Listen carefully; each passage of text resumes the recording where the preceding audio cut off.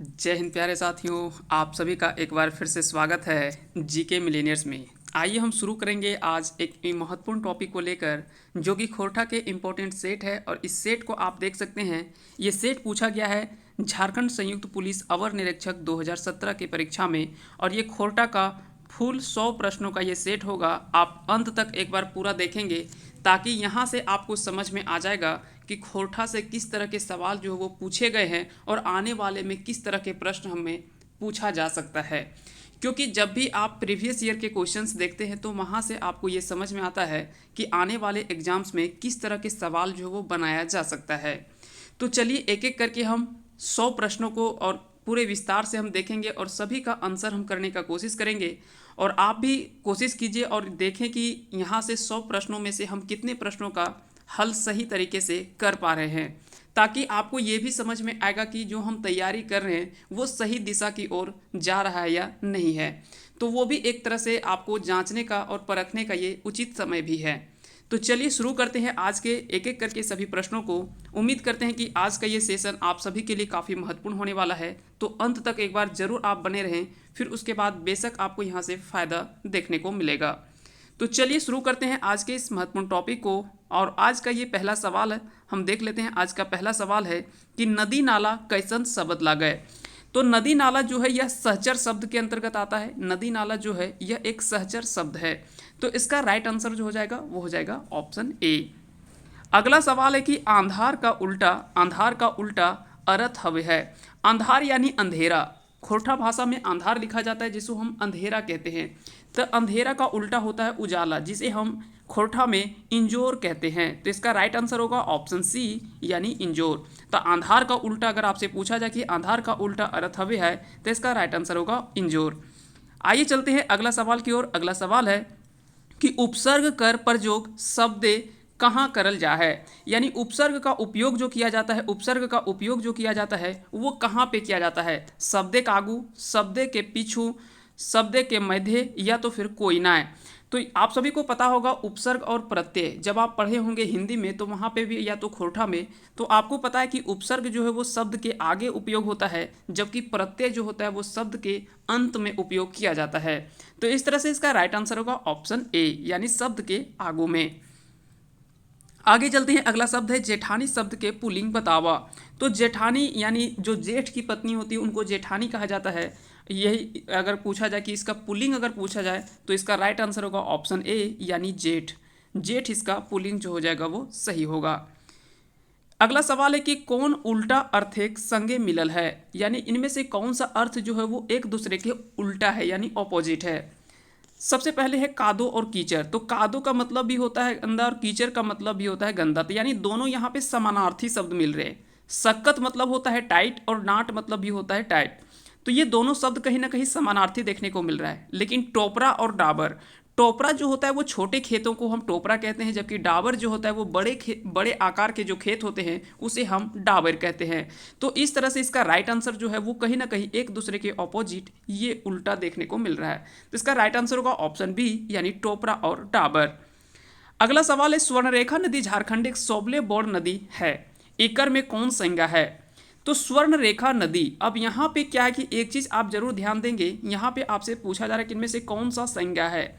तो संज्ञा आप हिंदी में इस तरह से लिखते हैं, लेकिन जब आप खोरठा लिखते हैं तो खोरठा में ज्ञा जो है वो इस तरह से संज्ञा हो जाता है, यानी इस तरह से हम लिखते हैं। तो यहाँ पे स्वर्णरेखा नदी की बात करें तो स्वर्णरेखा नदी जो हो जाएगा वो हो जाएगा व्यक्तिवाचक संज्ञा। लेकिन ध्यान रखेंगे अगर आपसे सिर्फ नदी पूछा जाता कि नदी कौन सी संज्ञा है तो वो जातिवाचक संज्ञा है। लेकिन व्यक्तिगत रूप से किसी नदी के बारे में अगर पूछा जाए तो, क्योंकि स्वर्णरेखा नदी, दामोदर नदी, या तो और भी कोई नदी, गंगा, यमुना, सरस्वती, इस तरह के कोई भी नदी अगर आपसे पूछा जाए, व्यक्तिगत नदी के बारे में पूछा जाए, तो वो व्यक्तिवाचक संज्ञा के अंतर्गत आएगा। वही समूहवाचक संज्ञा आप सभी को पता होगा, कोई मेला हो गया, कोई बहुत अधिक अधिक जहाँ पे समूह का संबोध होता है या तो बोध होता है, उसे हम समूहवाचक संज्ञा के अंतर्गत आते हैं। और जब किसी के गुण की बात की जाती है तो उसे गुणवाचक संज्ञा कहते हैं। द्रव्यवाचक संज्ञा हम आगे पढ़ेंगे, जब हम संज्ञा के पूरे डिटेल से हम पढ़ेंगे तो एक एक करके सभी प्रश्नों को हम वहाँ पे देखेंगे। अगला सवाल है कि बालपन शब्द कौन संज्ञा प्रयोग भेल है। तो बालपन कहीं ना कहीं एक भाव हमको दिखाई दे रहा है। क्योंकि जातिवाचक व्यक्तिवाचक, व्यक्तिवाचक व्यक्तिगत के बारे में बताता है, जातिवाचक किसी जाति का बोध कराता है, जैसे नदी, पर्वत। तो पर्वत जो है वो जातिवाचक संज्ञा है, लेकिन अगर पूछा जाए कि माउंट एवरेस्ट यानी एवरेस्ट पर्वत क्या है, तो एवरेस्ट पर्वत जो है वो व्यक्तिवाचक संज्ञा है, लेकिन सिर्फ पर्वत आपसे पूछा जाए तो वो जातिवाचक संज्ञा है। उसी तरह से नदी जो है वो जातिवाचक संज्ञा है, लेकिन अगर पूछा जाए कि दामोदर नदी या स्वर्णरेखा नदी क्या है, तो वो व्यक्तिवाचक संज्ञा है। तो कहीं ना कहीं किसी एक जाति का बोध होता है, तो वहां पे हम जातिवाचक संज्ञा कहते हैं। जहां पे किसी व्यक्तिगत के बारे में आपसे पूछ लिया जाए तो वो होता है वो व्यक्तिवाचक संज्ञा होता है। लेकिन यहाँ पे बालपन जो है ये जो है वो एक भाव को बताता है, तो बचपन हो गया, बालपन हो गया, इस तरह के शब्द जो होते हैं वो भाववाचक संज्ञा के अंतर्गत आता है। तो इसका राइट आंसर होगा ऑप्शन सी। अगला सवाल है कि लोटा डोरी कौन समास पर प्रयोग करल गेल है। तो यहाँ पे लोटा डोरी आप देख रहे होंगे, इस तरह के जब भी दो शब्द आपको देखने को मिलता है और इसमें बीच में हाइफन का प्रयोग होता है, तो इसका राइट आंसर होता है द्वंद्व समास के अंतर्गत आते हैं। इस तरह से इसका राइट आंसर होगा ऑप्शन डी यानी द्वंद्व समास।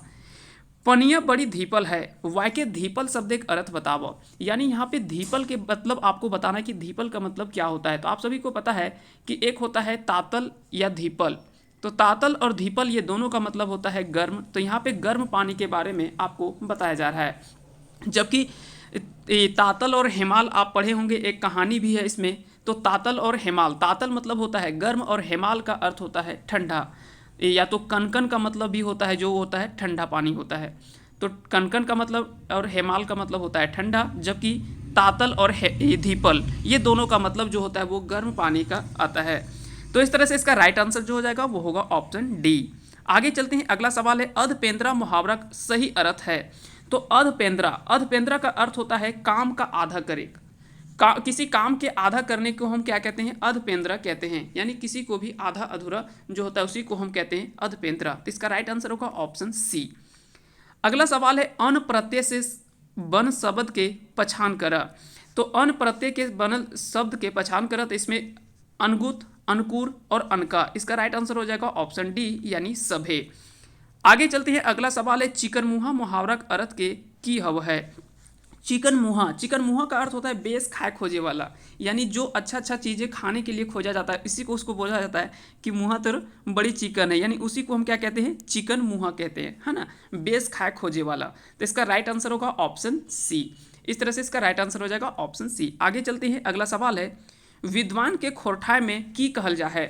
तो विद्वान को जो खोरठा में कहा जाता है वो बुद्धिगर कहा जाता है, जिसको बुद्धि ज़्यादा होता है, जो ज़्यादा पढ़ा लिखा होता है। जबकि बोका या तो बोका जो होता है वो उसको जो कुछ नहीं जानता है उसको हम बोका कहते हैं, है ना। और बुद्धिगर जो होता है वो विद्वान व्यक्तियों को, ये जिसको जानकारी ज़्यादा होता है उसे हम बुद्धिगर कहते हैं। यानी जिसके पास बुद्धि अधिक है तो उसे हम बुद्धिगर कहते हैं खोरठा में। आगे चलते हैं, अगला सवाल है जे शब्द संज्ञा आर सर्वनाम कर गुण भाव बतवे है ओकर कहल जाहत। तो जो शब्द कहता है संज्ञा और सर्वनाम के गुण और भाव बताता है उसे हम क्या कहते हैं, तो उसे हम विशेषण कहते हैं। तो इसका राइट आंसर होगा ऑप्शन बी यानी विशेषण हो जाएगा। अगला सवाल कि दुबटिया शब्द कौन समास कर प्रयोग हवे है।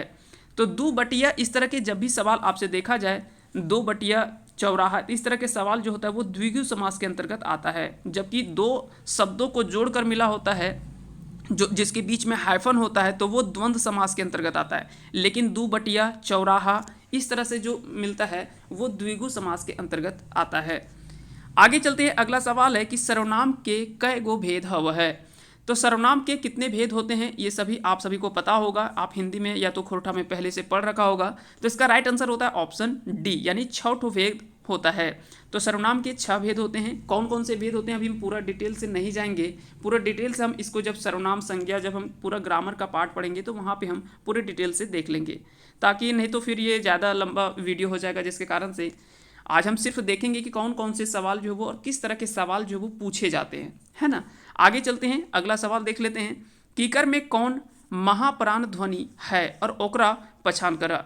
यानी एक होता है अल्प प्राण और दूसरा होता है महाप्राण। तो यहाँ पे दो चीज़ आपको जानना है कि अल्प प्राण क्या होता है और महाप्राण क्या होता है। फिर दो चीज़ और पूछा जाता है, एक पूछा जाता है अघोष और दूसरा पूछा जाता है घोष। तो महाप्राण ध्वनि अगर बात करें यहाँ पे तो इसका राइट आंसर होगा सबसे पहले ख और घ।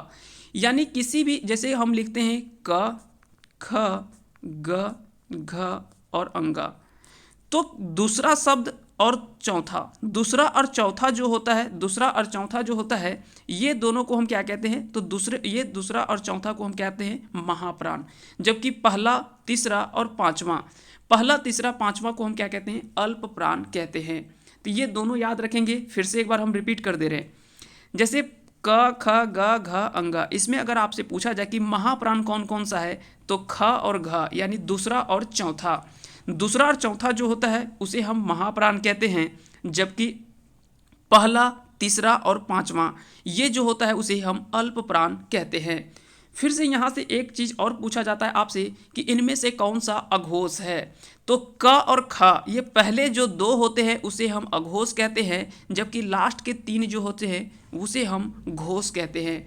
तो बहुत बार पूछा जाता है। साथ ही साथ आगे हम ये भी पढ़ेंगे कि घोषीकरण किसे कहते हैं, अघोषीकरण किसे कहते हैं। यानी किसी घोष शब्द को अगर अघोष में हम बदल देते हैं तो उसे अघोषीकरण कहा जाता है। किसी अघोष शब्द को, यानी किसी, मान लो साक है, कोई शब्द लिखा हुआ है साक, तो साक को हमने क्या किया, खोरठा में इसे बदल करके साग कर दिया।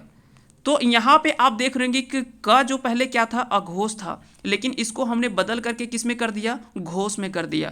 तो इसे हम घोषीकरण कहते हैं। यानी किसी शब्द को घोष से अघोष बदल देना या तो अघोष से घोष बदल देना, तो उसी को हम घोषीकरण या अघोषीकरण कहते हैं। इसको हम पढ़ेंगे पूरे डिटेल से जब हम आगे जाएंगे। तो यहाँ से आपको चार चीज़ याद रखना है। पहला, दूसरा और चौथा ये दोनों होता है महाप्राण। पहला, तीसरा और पांचवा ये होता है अल्प प्राण।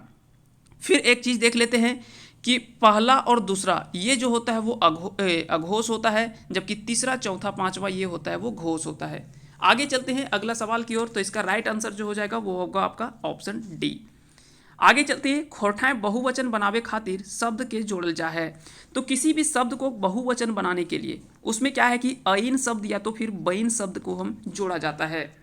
किसी भी शब्द को किताब हो गया तो किताबैन, तो यहाँ पे अइन शब्द या तो फिर बइन शब्द को जोड़ देंगे तो वो शब्द जो है वो बहुवचन, एक वचन से बहुवचन हो जाता है।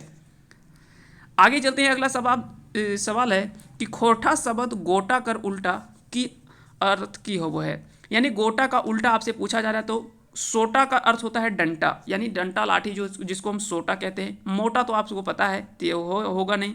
लोटा यानी जो जल वगैरह रखने का एक कह सकते हैं कि इसका उपयोग किया जाता है लोटा का। खुचरा जो है वो इसका अर्थ होता है यानी तोड़ा हुआ, छोटा छोटा भाग, इसी को हम खुचरा कहते हैं। जैसे बहुत बार बोलते हैं कि खुचरा पैसा है या तो खुदरा, तो उसी को हम गोटा का उल्टा ले सकते हैं। गोटा का मतलब हो गया एक भाग और खुचरा का अर्थ हो गया टुकड़ा टुकड़ा। तो इस तरह से इसका उल्टा जो हो जाएगा वो हो जाएगा ऑप्शन डी यानी खुचरा। अगला सवाल है कि रौद के उल्टा अर्थ हवे है। रौद का उल्टा होता है छाहर। रौद का अर्थ होता है धूप, जिसे हम हिंदी में धूप कहते हैं, और छाहर का अर्थ होता है छाया। तो इसका राइट आंसर हो जाएगा क्या, आपका आंसर ए हो जाएगा इसका सही आंसर। वर्णमाला दूसरा और चौथा व्यंजन वर्ण के कहल जा है। तो अभी थोड़ी देर पहले हमने देखा कि दूसरा और चौथा व्यंजन जो होता है उसे हम महाप्राण कहते हैं। तो इसका राइट आंसर होगा महाप्राण, जबकि अल्प प्राण पहला, तीसरा और पांचवा। तो दूसरा और चौथा जो होता है उसे महाप्राण कहते हैं। पहला, तीसरा और पांचवा ये जो होता है उसे हम अल्प प्राण कहते हैं। घोष हमने देखा था 3, 4 और 5। तीसरा, चौथा और पांचवें को हम घोष कहते हैं, जबकि अघोष जो है वो पहला और दूसरा को अघोष कहते हैं। जैसे क और ख ये जो हुआ अघोष हुआ, और ग, घ, अंगा ये तीनों जो हो गया वो घोष हो गया। ख और घ ये दूसरा और चौथा जो है ये महाप्राण हो गया। उसी तरह से छ और झ यानी हर जितने भी वर्णमाला है उसमें से व्यंजन को अगर देखा जाए तो दूसरा और चौथा व्यंजन क्या हो जाएगा, वो होता है महाप्राण। पहला, तीसरा, पांचवा अल्प प्राण। आगे चलते हैं, अगला सवाल देख लेते हैं। संगे संगे रहे कोई धरे न पारे। तो इसमें क्या है कि ये बुझावल और पहेलियाँ यहाँ से आपसे कई बार पूछा जाता है कि इस पहेली का अर्थ या इसका बुझवल क्या होगा। तो आपको पता होगा कि हमारा छाया जो होता है, जिसे हम छाहर कहते हैं, तो हमारा छाया हमारे साथ साथ चलता है लेकिन उसे हम पकड़ नहीं सकते। तो इस तरह से इसका राइट आंसर होगा ऑप्शन बी यानी छाहर। अगला सवाल है, खोरठा वर्णमाला कय गो ह्रस्व स्वर वर्ण हव है। तो यहाँ पे आप ध्यान देंगे, हो सकता है कि यहाँ से सवाल आपको लगेगा कि हो सकता है ऑप्शन गलत दिया हुआ या समझने में थोड़ा सा मिस्टेक हो सकता है। तो यहाँ पे आपसे पूछा जा रहा है ह्रस्व और दीर्घ, ये दो चीज़ आपको पता है। स्वर वर्ण खोटा में अगर पूछा जाए तो कुल जो होता है स्वर वर्णों की संख्या 8 होता है, लेकिन आपसे यहाँ पे पूछा जा रहा है कि ह्रस्व कितने होते हैं और दीर्घ कितने होते हैं। तो ह्रस्व अगर पूछा जाए तो वो होता है 3, जैसे अ, अमिया अ, हर्षई, दीर्घ ई, हर्ष उ, दीर्घ उ, ए, आय तो होता नहीं है, फिर होता है ओ। ये जो होते हैं वो 8 आपके स्वर वर्ण होते हैं खोरठा में। अब यहाँ पे आप पूछ रहे होंगे कि आय क्यों नहीं होता है। तो आय जो होता है ये बदल जाता है अ और ई में, अ और ई में बदल जाता है, जबकि औ जो होता है, औ जो होता है ये बदल जाता है अ और उ में। तो इस तरह से ये दोनों का प्रयोग जो होता है वो बदल करके किया जाता है खोरठा में। तो ये दोनों को नहीं लेंगे, बाकी के 4 ये जो होता है इसका प्रयोग जो होता है वो खोरठा के 8 व्यंजनों में माना जाता है। तो अगर आपसे पूछा जाए कि स्वर खोरठा में स्वर कितने हैं तो 8 है, इसमें से ह्रस्व कितने हैं तो देख लीजिए अ, ई और उ, ये 3 जो है वो आपसे ह्रस्व है। और दीर्घ पूछा जाए तो 1, 2, 3, 4 और 5, ये 5 जो है वो दीर्घ स्वर के अंतर्गत आता है। तो ये सभी यहाँ तक उम्मीद करते हैं कि यहाँ से सारा क्लियर आपका हो गया होगा। आगे चलते हैं, लेरु कर सही बहुवचन की हत है। तो लेरु का होगा लेरुएन, लेरु का सही बहुवचन जो हो जाएगा वो क्या हो जाएगा, लेरुएन हो जाएगा। लेरु का अर्थ होता है छोटे बछड़े को हम लेरु कहते हैं, उसका बहुवचन जो हो जाएगा लेरुएन। तभी थोड़े दिन पहले हम बोले कि अइन शब्द या तो अइन शब्द या तो बैन शब्द, वैन या बैन, वईन हो गया, बैन हो गया, ये शब्द जब जोड़ा जाता है तो वह शब्द जो है वो एक वचन से बहुवचन हो जाता है। तो इस तरह से इसका राइट आंसर होगा लेरु से लेरुएन, यानी यहाँ से आप अपने से भी जोड़ करके उसे बहुवचन में कन्वर्ट कर सकते हैं। आगे चलते हैं, अगला सवाल है खोरठा कई गो स्वर वर्ण का प्रयोग हव है। तो अभी थोड़ी देर पहले हमने बताया कि खोरठा में स्वर वर्णों की संख्या जो होता है वो 8 होता है, 3 जो होता है उसमें ह्रस्व होता है और 5 जो होता है उसमें दीर्घ होता है। आगे चलते हैं, अगला सवाल है खोरठा भाषाएं स औजी कोन आखर के लिखल जा है। तो सबसे पहले जब भी आप खोरठा पढ़े तो यहाँ से दो चीज़ तो आप हमेशा के लिए भूल जाएं कि ये स और ये स, ये दोनों स जो होता है ये आप भूल जाएं कि खोरठा में ये होता है। सिर्फ आपको एक ही स का याद रखना है, वो है सिर्फ ये। बाकी के खोरठा में दो स का प्रयोग नहीं होता है। कभी भी अगर आपसे शुद्धिकरण शब्द में पूछा जाए तो जैसे ये दो स अगर आपको से अगर देखा जाए उस किसी भी शब्द में तो पहले उसे आप छांट दें, क्योंकि ये दो स का प्रयोग कभी भी खोरठा में नहीं होता है। बाकी का न का प्रयोग जब भी देखा जाए तो मूर्धन्य का प्रयोग नहीं होता है, दंत न का प्रयोग होता है, इसका भी प्रयोग जो है वो खोरठा में नहीं होता है। अंगा का प्रयोग जो है वो खोरठा में नहीं होता है। तो कुछ ऐसे शब्द हैं जिसका प्रयोग खोरठा में नहीं किया जाता है। आगे हम जब पढ़ेंगे तो इसमें देखेंगे कि किसका हम किस वर्ण का प्रयोग करते हैं, किस वर्ण का प्रयोग हम खोरठा में नहीं करते हैं, ताकि हमें समझने में यहाँ से काफ़ी ज़्यादा आसान हो जाता है सभी चीज़ों को। आगे चलते हैं, अगला सवाल है कि पठियर शब्द के पुल्लिंग रूप की हव है। तो पठियर का शब्द अगर पूछा जाए कि पुल्लिंग में अगर बदले तो उसे हम क्या कहते हैं, तो इसका राइट आंसर होगा ऑप्शन ए यानी पाठा। बता दें कि पाठा जो है वो बकरा को कहा जाता है, बकरा को हम पाठा कहते हैं। वहीं बकरी की जो मतलब कह सकते हैं कि बच्ची जो होते हैं छोटे में, उसे पठियर कहा जाता है। तो इस तरह से इसका राइट आंसर होगा ऑप्शन ए। अगला सवाल है बाता बाती पैदे कौन समास हव है। तो बाता बाती ये शब्द जो है वो कौन सा समास के अंतर्गत आएगा, तो ये अव्ययी भाव समास के अंतर्गत आता है। वहीं दो राहा, दुबटिया, चौराहा, ये सभी जो होता है वो द्विगु समास के अंतर्गत आता है। द्वंद्व समास हम देखेंगे, जैसे हमने बात किया था कि बीच में हाइफन का, जैसे दिन रात, दिन लिखा हुआ है हाइफन और रात लिखा हुआ है, तो ये शब्द जो है वो क्या होगा, तो द्वंद्व समास के अंतर्गत आता है। इस तरह से बीच में हाइफन्स का प्रयोग होता है और उसे हम द्वंद्व समास के अंतर्गत लेते हैं। अगला सवाल देख लेते हैं कि बे उपसर्ग से बनल खोरठा शब्द लागे। बे और उपसर्ग, उपसर्ग हमने पहले बताया कि उपसर्ग जो होता है वो शब्द के पहले उपयोग होता है। तो बेलुराहा, बेसार, बेतूक और कोयनाए। तो यहाँ पे सबसे पहले आप ये चीज़ देखें कि उपसर्ग जो भी शब्द का जिस वर्ण का प्रयोग हुआ है उसे आप हटा करके देखें, उसके बाद भी वो शब्द जो है वो सही सही आपको लगता है कि नहीं। तो बे अगर यहाँ से बेग शब्द को अगर के वर्ण को हटा दिया जाए तो लुराहा, तो लुराहा होता है जिसे यानी कोई काम करने का ढंग हो। बेलुराहा यानी जिसे कोई काम करने का तरीका नहीं पता हो, बेढंगा जिसे हम कहते हैं, तो बेलुराहा उसे हम खोरठा में कहते हैं, है ना। तो इसमें राइट आंसर जो हो जाएगा वो हो जाएगा ऑप्शन ए। अगला सवाल है कि एकर में कौन शब्दटा खोरठा शब्द लागे। तो इसमें से बताना कि कौन सा शब्द जो वो खोरठा शब्द है। भिनसार, अजवायर और विहान। तो इसमें से इसका राइट आंसर आपको बताना है। इसका राइट आंसर होगा ऑप्शन डी यानी सभे। अजवायर का होता है जो खाली समय यानी किसी को कोई काम नहीं है उसे हम अजवायर कहते हैं। भिनसार यानी जो सुबह सुबह के पहले, सुबह का थोड़ा पहले समय होता है उसे भिनसार कहा जाता है। जबकि बिहान यानी सुबह को भिनसार का बिहान कहा जाता है। अगला सवाल है कि लोकगीत कर माने हवा है। तो लोकगीत का अर्थ क्या होता है। तो सबसे पहले आप समझेंगे कि लोकगीत और लोक कथा, कई बार आपसे सवाल पूछा जाता है कि लोकगीत क्या है, लोक कथा क्या है। तो ये भी समझने में काफ़ी अच्छा है और काफ़ी बेसिक सवाल पूछे गए हैं इस एग्ज़ाम में। अगर आप देखें तो सारे सवाल ऐसे हैं जो कि बिल्कुल बेसिक स्तर के सवाल पूछे गए हैं। जो गीत कहता है कि आदि काल से चली आयल रहल है, जो सवाल आदि काल से चलता हुआ आ रहा है उसी को हम लोकगीत कहते हैं। जबकि अगर आपसे पूछा जाए कि लोक कथा ककरा कहल जाए, अगला सवाल भी वही है कि लोक कथा ककरा कहल जा है। तो लोक कथा वैसे उसी हम कहते हैं जेकर रचनाकार के पता ना चलो है, यानी वैसे कोई रचना है जिसके रचनाकार के बारे में नहीं पता है उसी को हम लोक कथा कहते हैं। तो ये दोनों चीज़ आप समझ ले, जो आदिकाल से चले आ रहा है उसे हम लोकगीत कहते हैं और जिसके रचनाकार का पता नहीं चलता है उसे हम लोक कथा कहते हैं। उम्मीद करते हैं कि आज ये दोनों शब्द आप सभी को समझ में आ गया होगा। यानी कोई भी हमने रचना लिख दी और हमने उसका रचनाकार का नाम हमको क्या है कि उसके बारे में नहीं पता है, तो वहाँ से इसे हम जो कहते हैं उसे हम लोक कथा कहते हैं। और लोकगीत किसे कहते हैं, जो गीत आदि काल से चली आ रही है, जो गीत आदि काल से चली आ रही है उसे हम लोकगीत कहते हैं। आगे चलते हैं। अगला सवाल है करम झूमर कैसन गीत लागे।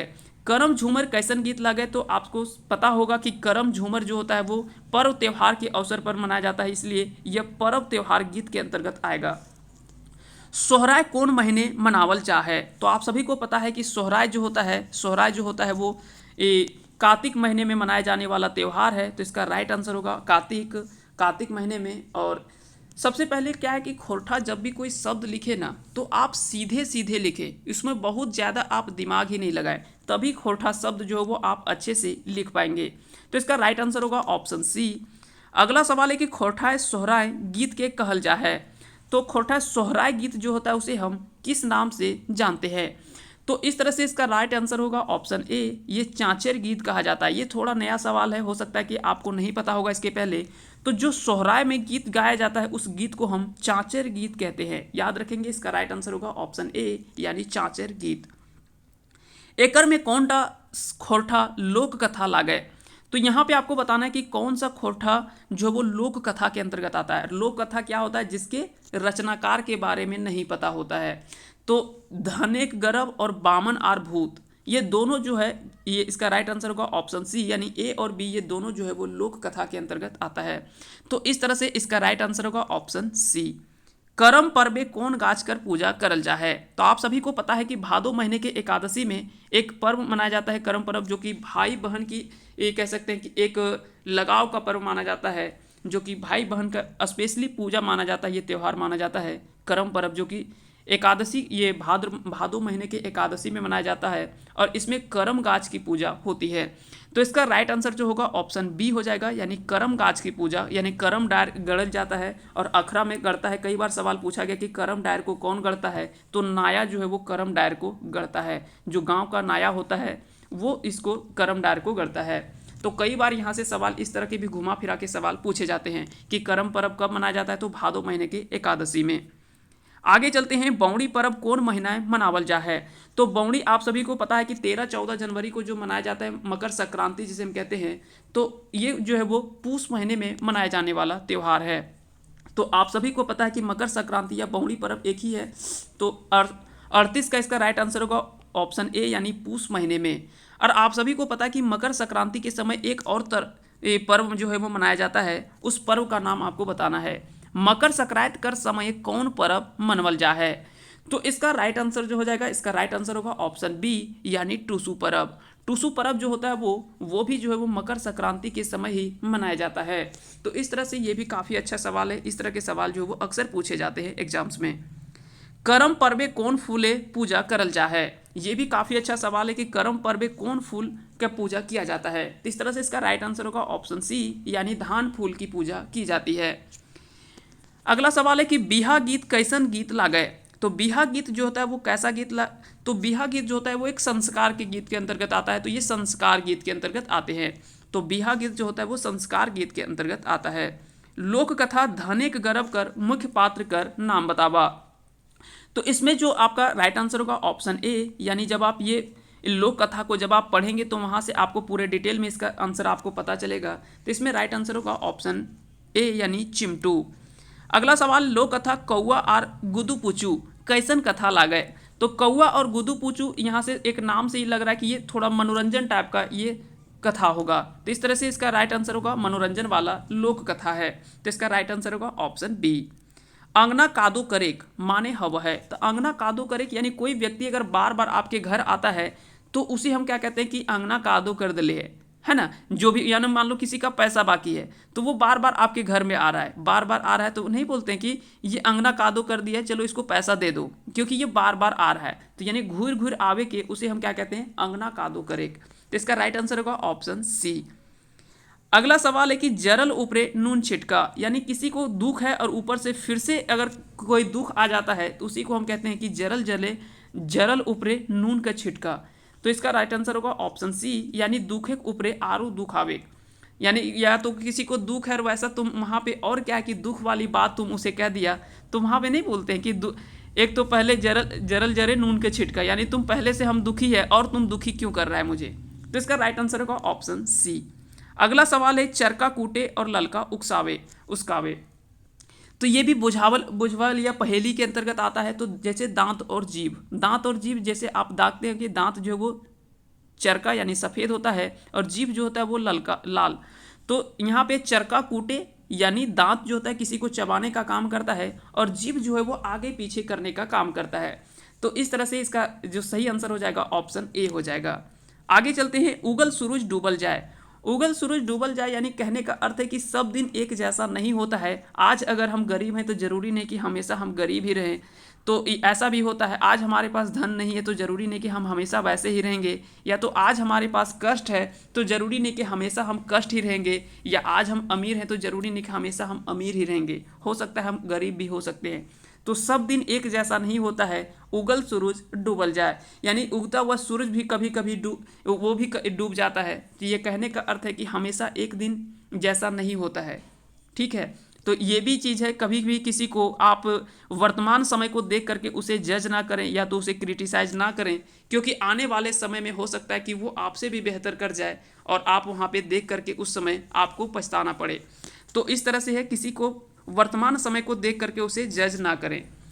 तो इसका राइट आंसर है ऑप्शन बी। आगे चलते हैं, अगला सवाल है आरो मुंड्री बेलतर कहावत का अर्थ फरीज करा, यानी इसका अर्थ क्या होगा।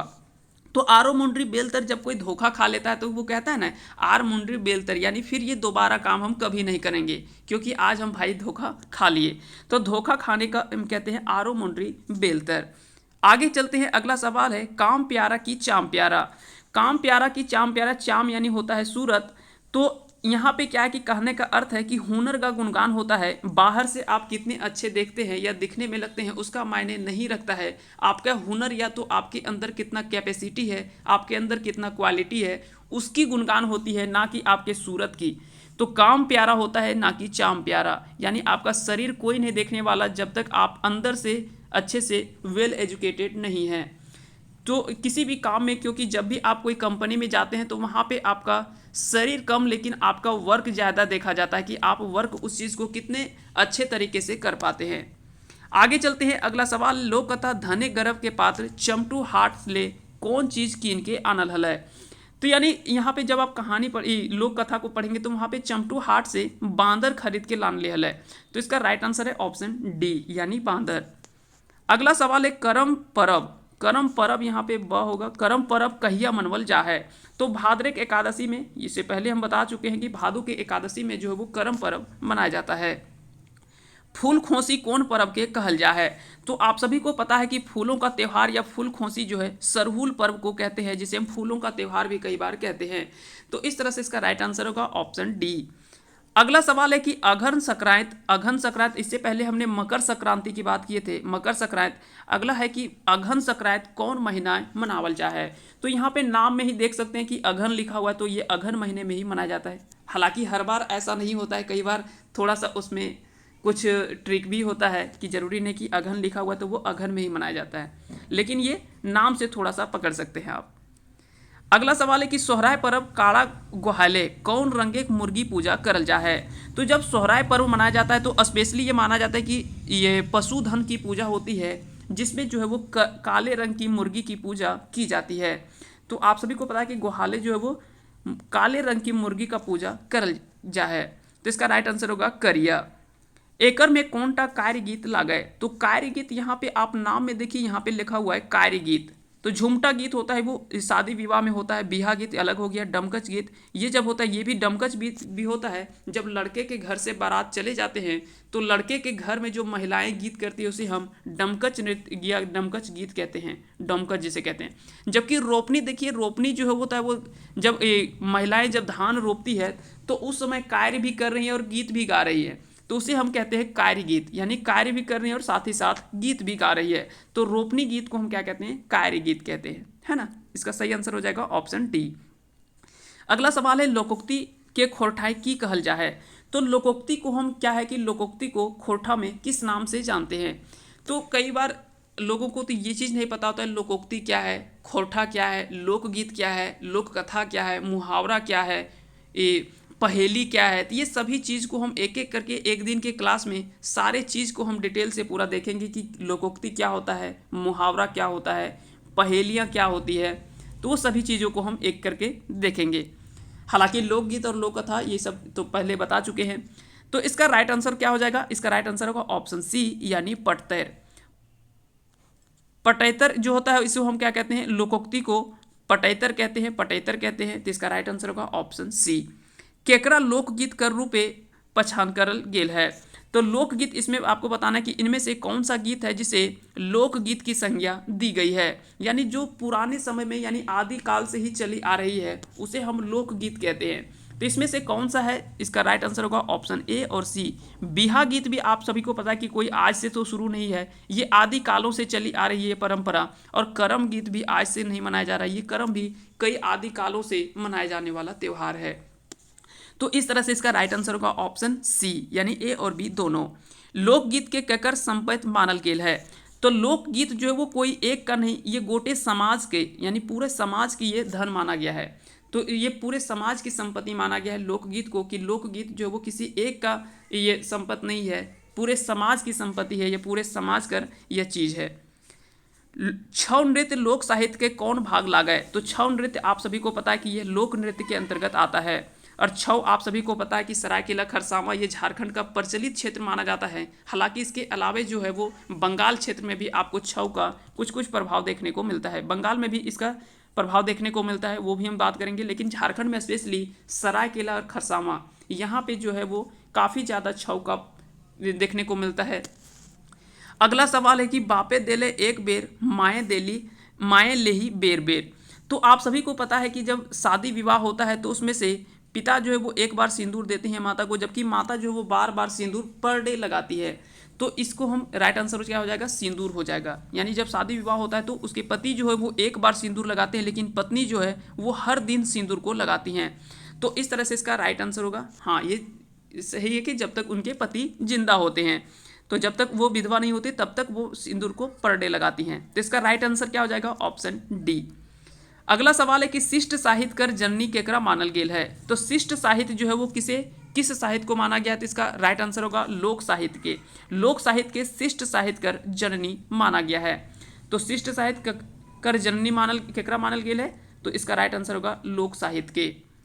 अगला सवाल है कि कौन पर्वे डांगर कर पूजा कर सेवा करल चाहे। तो आप सभी को पता है कि सोहराय में, जो कि कार्तिक महीने में मनाया जाने वाला त्यौहार है, और सोहराय में ही हम देखते हैं कि डांगर यानी जानवर का ये पशुधन की पूजा होती है, जिसमें से काले रंग की मुर्गी की भी पूजा होती है इसमें। तो इसका राइट आंसर होगा ऑप्शन बी। अगला सवाल है गोटे झारखंडे आदिवासी और मूलवासी भाई बहन कर प्रेम का पर्व हकै। तो इसके पहले हमने बात किया था कर्म के बारे में, कर्म पर्व जो कि भादो महीने की एकादशी में आप देख सकते हैं कि कर्म पर्व से और सरहुल से ये सबसे क्या है कि 4-4 5-5 सवाल जो है वो इधर उधर करके पूछा गया है। तो एक एक त्यौहार को जब आप डीपली पूरे डिटेल से पढ़ लेते हैं तो वहाँ से एक भी सवाल आपसे नहीं पूछा जाए छूटता है। क्योंकि सबसे पहले हमने देखा कि कब मनाया जाता है, तो भादो महीने में मनाया जाता है। किस तिथि को मनाया जाता है, तो एकादशी को मनाया जाता है। इसमें किस पेड़ की पूजा होती है, तो इसमें करम डाली की पूजा होती है, यानी करम गाछ की पूजा होता है।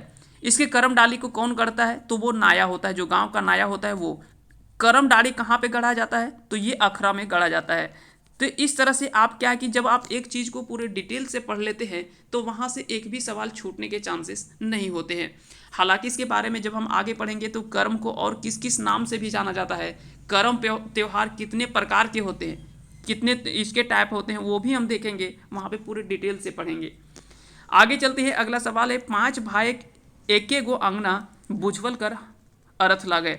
तो हथेली आप देखते होंगे कि किसी एक हथेली में आपको 5 उंगलियां दिखाई देती है, यानी एक अंगना में 5 भाई, और 5 भाई का अर्थ है यहाँ पे 5 उंगली। तो हथेली में 5 उंगलियां होती है और एक ही जगह पे पांचों दिखाई देता है, तो हथेली है इसका राइट आंसर। क्योंकि हाथ हम नहीं ले सकते, हाथ में ये बहुत पूरा भाग आ जाता है, तो हाथ को हम नहीं लेंगे। पैर, ये गोड़ यानी पैर हो गया, तो पैर भी इसका आंसर नहीं होगा, तो इस तरह से इसका राइट आंसर होगा हथेली। अगला सवाल है खोरठा मुहावरा के कौन नाम से जानल जा है। अब यहाँ पे मुहावरा को हम किस नाम से जानते हैं, तो आपको पता है कि इसके पहले हमने पैटतर देखा था। तो पैटतर क्या है, लोकोक्ति को जो है वो पटैतर कहा जाता है, जबकि मुहावरा को आहना के नाम से जाना जाता है। तो ये सब सवाल हो सकता है कि आप इससे पहले नहीं पता होगा, लेकिन आज आप समझ ले अच्छे से, और एक बार अच्छे से समझ लेंगे तो ये लंबे समय तक याद रहेगा। और जब आप एक बार देख लेंगे इस वीडियो को, एक बार रिपीट करके फिर कभी देख लेंगे, तो दोबारा आप जब आप देख लेते तो उसके बाद ये सवाल कभी भी गलत नहीं होगा। आगे चलते हैं। यहाँ पे क्या है कि एक गीत है, उस गीत को पूरा करना है। तो आप ये गीत हो सकता है सुने भी होंगे, आसना पातेक दासना कोरैया पातेक दोना। तो इसका राइट आंसर होगा ऑप्शन ए, यानी कोरोया। तो आसना पातेक दासना कोरोया पातेक दोना, इन सभी की गीतों के बारे में जब आप पूरे डिटेल से पढ़ लेंगे तो यहाँ पे समझ में आ जाएगा। तो इसका राइट आंसर होगा ऑप्शन ए। अगला सवाल है खोरठा मुहावरे आचर तरे रहेक। आचर तरे रहेक कहने का अर्थ है कि माय का दुलारू होना। माय का दुलारा होना वो होता है आचर तरे रहेक। नहीं होते कि अभी तक वो माँ के आंचल के अंदर रही है, यानी वो अभी बहुत दुलारा है, या तो फिर वो कहीं आता जाता नहीं है। तो माय का दुलारू जो होता है वो उसे हम कहते हैं आचर तरे रहे के। आगे चलते हैं। अगला सवाल है खोरठा मुहावरे डहल विकल करेक। डहल विकल करेक, विकल का अर्थ होता है क्या, तो व्याकुल। डहल का मतलब होता है पूरा रास्ता, और करना यानी आप सभी को पता है ये क्रिया है। तो डहल विकल करेक, विकल यानी व्याकुल होवे। पूरे रास्ते में अगर किसी को मान लेते हैं कि किसी को कोई तकलीफ है, तो हम उसको कहीं ले जाते हैं, तो आप देखते हैं कि पूरे रास्ते में वो व्याकुल होते हुए जाता है। तो उसी का यहाँ पे पूरे जब हम देखेंगे डहल विकल करेक यानी व्याकुल हवे के। तो व्याकुल होना उसी को हम क्या कहते हैं, डहल विकल करे के। गुड़ माटी करेक, तो ये तो आप सभी को पता होगा कि पूरा कहते हैं कि सब गुड़ माटी कर दिया, यानी सारा काम को खराब कर दिया। तो काम बेड़ावे को हम क्या कहते हैं, गुड़ माटी करे के। आगे चलते हैं। अगला सवाल है बुझवल चाम चिकन हाड़े रोवा। चाम चिकन हाड़े रोवा। तो इसका राइट आंसर है ऑप्शन सी, यानी आम। क्योंकि चाम यानी होता है ऊपर से चिकना, तो आम देखते हैं कि ऊपर से पूरा चिकना होता है। हाड़े रोमा यानी उसके जो गुठली होता है उसमें क्या होता है, रोम टाइप से आपको दिखाई देता है। तो चाम चिकन हाड़े रोमा, ये आम का ये कह सकते हैं कि बुझवल है। अगला सवाल है पानुरी जी का जन्म कौन साल भेल है। तो पानुरी जी का जन्म जो है वो 1920 ईस्वी में हुआ था। पानुरी जी का जन्म हुआ था 1920 ईस्वी में हुआ था। खोरठा मेघदूत कर अनुवाद के कर ले हलत। तो खोरठा में मेघदूत के अनुवाद के किए थे। तो इसका राइट आंसर आपको बताना है, इसका राइट आंसर क्या होगा। इसका राइट आंसर होगा श्रीनिवास पानुरी। श्रीनिवास पानुरी के द्वारा ही मेघदूत की रचना की गई थी। हालांकि आपसे पूछा जाए कि मेघदूत के वास्तविक जो रचनाकार थे वो कौन थे, तो इसके मूल रचनाकार आप देख लेते हैं। अगला सवाल भी यही पूछा गया है कि मेघदूत काव्य कर मूल रचनाकार के हत, तो कालिदास जी के द्वारा मेघदूत की रचना की गई थी। उसी का खोरठा में अनुवाद जो किए थे वो श्रीनिवास पानुरी जी के द्वारा किया गया था। तो याद रखेंगे, अगर आपसे पूछा जाए कि मेघदूत के मूल रचनाकार कौन है, तो वहाँ पे कालिदास आंसर करना है, ना कि श्रीनिवास पानुरी। लेकिन अगर आपसे पूछा जाए कि मेघदूत के खोरठा या खोरठा में किसने अनुवाद किया था, तो वहाँ पे श्रीनिवास पानुरी आपको आंसर करना है। तो सवाल दोनों तरह से पूछा जा सकता है, जैसे आप देख सकते हैं कि यहीं पे सवाल जो है वो घुमा के पूछा गया है। अगला सवाल है उद्वासल कर्ण, जो कि आपको पता है कि ये खोरठा जेएसएससी सीजीएल यानी झारखंड सचिवालय में ये आपको चैप्टर पढ़ना भी है कि उद्वासल कर्ण नाटक जे पानुरी जी के प्रमुख रचना है, और यह लिखा गया है किसके द्वारा, तो पानुरी श्रीनिवास पानुरी जी के द्वारा लिखा गया है। इसमें कर्ण कौन महाकाव्य के पात्र है, तो आप सभी को पता है कि जब आप महाभारत देखे होंगे तो वहाँ पे कर्ण के बारे में पूरे डिटेल से दिया गया है, क्योंकि वहाँ पे आप देखे होंगे कि दुर्योधन के मित्र के रूप में कर्ण जो है वो महत्वपूर्ण भूमिका निभाते हैं। तो इस तरह से याद आप सभी को इसका राइट आंसर आपको पता होगा कि महाभारत से संबंधित है। उद्वासल कर्ण के माने की हव है, तो उद्वासल का अर्थ होता है उपेक्षित कर्ण। उद्वासल कर्ण का अर्थ क्या होता है, उपेक्षित कर्ण, इसका राइट आंसर हो जाएगा। मौसम विज्ञानी कर रूपे खोरठाय कौन विद्वान जानल जा है, यानी मौसम विज्ञानी कौन से ऐसे खोरठा के विद्वान है जिन्हें मौसम विज्ञान के संबंधित में भी कुछ जानकारियां हैं, जिसके कारण से उसे मौसम विज्ञानी के रूप में जाना जाता है। तो इसका राइट आंसर क्या हो जाएगा, इसका राइट आंसर होगा ऑप्शन बी, यानी डॉक्टर ए के झा। डॉक्टर ए के झा इसका राइट आंसर हो जाएगा। अगला सवाल है कि कौन साहित्यकार झारपात के नाम से उपनाम से प्रसिद्ध है, तो झारपात के नाम से इसका राइट आंसर आपको बताना है कि क्या होगा। तो देखिए थोड़ा सा क्वेश्चन को ट्रिकी बनाया है, यानी इनमें से कोई भी आंसर जो है वो नहीं दिया गया है, क्योंकि झारपात जो है वो डॉक्टर ए के झा जी को झारपात के नाम से जाना जाता है। तो इस तरह से इसका राइट आंसर होगा एकर में कोई ना है, क्योंकि झारपात जो है वो डॉक्टर ए के झा को कहा जाता है। खोटा उपन्यास सैर सरगट के रचनाकार कौन है, तो सैर सरगट के रचनाकार आपको बताना है कि सैर सरगट के रचनाकार कौन है, तो इसका राइट आंसर होगा डॉक्टर ए के झा। डॉक्टर ए के झा के द्वारा उपन्यास जो वो सैर सरगट लिखा गया है, सैर सरगट। अगला सवाल है मानिक उपनाम से कौन साहित्यकार जानल जा है, तो मानिक आप देख रहे होंगे नाम में ही दिख रहा है आपको शिवनाथ परमानिक। शिवनाथ परमानिक यहीं पे नाम छुपा हुआ है मानिक। तो जनरली जब भी कोई उपनाम दिखे ना, तो आप उसके नाम से थोड़ा सा, हाँ हो सकता है कि एक टाइप से जब 2-3 नाम दिखे तो वहाँ पे थोड़ा कन्फ्यूजन होगा, लेकिन जब आप नाम में ही देखेंगे तो इसका राइट आंसर होगा शिवनाथ परमानिक। शिवनाथ परमानिक को ही मानिक उपनाम से जाना जाता है। खोटा उपन्यास भगजोगनी के रचनाकार कौन है, तो खोटा उपन्यास भगजोगनी के रचनाकार जो हैं वो विश्वनाथ दसौंधी हैं। विश्वनाथ दसौंधी इसका राइट आंसर हो जाएगा। दसौंधी जी का जन्म झारखंडे कौन जिलाएं होयल है, तो अगर बात करें कि झारखंड के धनबाद जिले में विश्वनाथ दसौंधी जी का जन्म हुआ है, तो इस तरह से इसका राइट आंसर होगा धनबाद। आगे चलते हैं, भगजोगनी उपन्यास कई गो अध्याय है, तो भगजोगनी में आपको बताना है कि कुल कितने अध्याय हैं, तो इसका राइट आंसर होगा ऑप्शन डी, यानी 16 अध्याय जो है वो टोटल है भगजोगनी में। भगजोगनी उपन्यास कर मुख्य नायिका कर माय के नाम की लगे, तो भगजोगनी उपन्यास जो है उसमें जो भूमिका जब आप पढ़ेंगे ये पूरे उपन्यास को, तो वहाँ से आपको डिटेल से पूरा पता चल जाएगा, क्योंकि हर सभी एग्जाम का सिलेबस जो वो अलग अलग दिया हुआ होता है। जैसे आप सभी को पता है कि अभी थोड़ी देर पहले देखें हमने उद्वासल कर्ण, तो उद्वासल कर्ण क्या है कि हमें ये इसमें जो है वो इसमें दिया हुआ है, उद्वासल कर्ण जो है ये हमारा सिलेबस में दिया हुआ है। तो यहाँ से संबंधित इस नाटक से संबंधित जो भी प्रश्न बन सकते हैं वो प्रश्न हमसे पूछा जा सकता है। तो कम से कम उसमें जो भी नायक है, मुख्य नायक है, नायिका है, उसकी कहानी पूरा एक बार कहानी ढंग से आप याद रखेंगे तो आसानी से लंबे समय तक याद रहेगा। तो इसका राइट आंसर होगा ऑप्शन ए, यानी मंगरी। तो भगजोगनी उपन्यास में मुख्य नायिका का जो माए का नाम था तो वो क्या था, मंगरी है। अगला सवाल है छोटा नागपुर नैनीताल नेतरहाट निबंध यात्रा वृतांत का रचनाकार के हत, तो छोटा नागपुर एक नैनीताल ये नेतरहाट निबंध यात्रा है जो कि यात्रा वृतांत है, इसके रचनाकार कौन है इसके बारे में आपको बताना है। तो इसका राइट आंसर होगा ऑप्शन बी, यानी doctor B N Ohdar. Doctor B N Ohdar ji के द्वारा ही यह छोटा नागपुर नैनीताल नेतरहाट निबंध या यात्रा वृतांत जो है इसको लिखा गया है। खोटा नाटक डाह के रचनाकार कौन है, तो खोटा नाटक आपको डाह ये पता होगा, काफ़ी ये चर्चित नाटक माना जाता है, ये सुकुमार जी के द्वारा लिखा गया है। सुकुमार जी के पूरा नाम अगर आपसे पूछा जाए, कई बार आपसे जो है वो पूर्ण नाम पूछा जाता है, क्योंकि यहाँ पे जितने भी या तो उपनाम से या तो शॉर्ट फॉर्म के नाम से अपना नाम संबोधित करते हैं, तो इसमें ऐसे में इम्पोर्टेंट हो जाता है कि उनके पूरा नाम को आपको जानना है। तो सुकुमार जी का पूरा नाम जो था वो था सुरेश कुमार विश्वकर्मा। सुरेश कुमार विश्वकर्मा जो कि सुकुमार जी का पूरा नाम है। तो इस तरह से इसका राइट आंसर होगा ऑप्शन ए। अगला सवाल है, खोरठा नाटक डाह का प्रकाशन किस वर्ष किया गया था? तो डाह का प्रकाशन जो है वो 2004 ईस्वी में किया गया था। तो इस तरह से इसका राइट आंसर होगा ऑप्शन डी। अगला सवाल है, भगजोगनी उपन्यास का प्रकाशन, और आपको पता है कि जो जो इम्पोर्टेंट उपन्यास, कहानी, नाटक ये सब है उसका प्रकाशन भी किस वर्ष किया गया है, उसके यानी रचनाकार कौन है और उनका जन्म किस वर्ष हुआ था और कहाँ पे किस जिले में हुआ था, कम से कम इतना चीज़ आपको याद होनी चाहिए। इसका राइट आंसर होगा ऑप्शन डी यानी 2004 ईस्वी में। भगजोगनी उपन्यास के प्रकाशन कहिया भी ले लो 2004 में, और डाह का भी जो प्रकाशन हुआ था वो भी 2004 में ही हुआ था।